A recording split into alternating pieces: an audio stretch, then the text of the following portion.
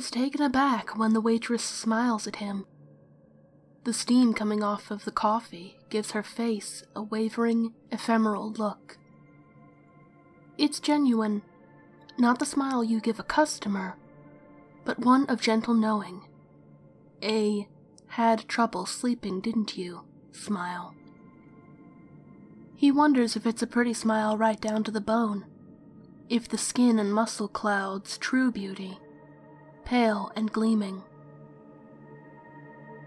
He wonders if that smile would be so friendly if she knew he was imagining her rib cage, laid bare for all the world to see, light trickling through to illuminate the vertebrae.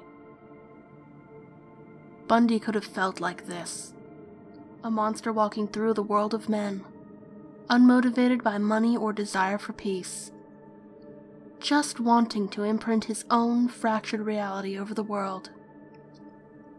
He's slipping and he knows it. He used to only think about the beauty underneath the skin once in a while, a passing fancy.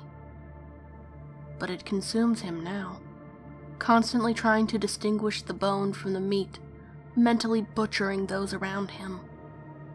Soon enough, the butchery will stop being mental. Sometimes he feels trapped, his skin too heavy, the muscle below restraining him. Muscle is constrained by lungs. His organs are a weight that bends him forward, a hunch he could shake if only he were truly free. It's odd, planning someone's death. It starts as a mental exercise, something he insists to himself is never going to happen, not ever. None of the meticulous ritual, the precise timing, will ever be more than a fantasy. This is the lie he tells himself as he mentally runs down the checklist of when the waitress will end her shift.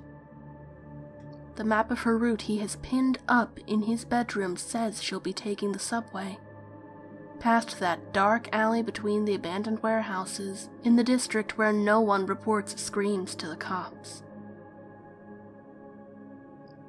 The coffee cup is white, and, staring at the sparkle from the lights, he wonders if her skull will have the same gleam or if he will have to steam it. Heat stripping the last particles of meat from between the teeth. Maybe a lacquer, to give it a glorious shine. Well, there will be time enough to think of that later. He wrenches himself from that line of thought. No, not yet. He doesn't want to walk away from the rest of the world, yet. There's nothing sexual about it. Indeed, the very act of sex disgusts him. Too much sweat and fluids and the noise of meat striking meat. The steam from the coffee fogs the window, and he can almost see it. Phalanges glowing in the light of the street lamps, the eternal friendly grin of the passers-by. The world he should have been born in. He sips his coffee and feels the patina form on his teeth. Still hiding beauty. For a while.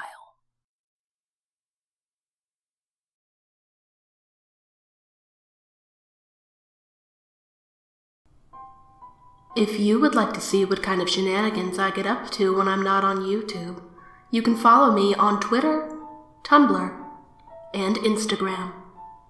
Thank you for tuning in. Good night.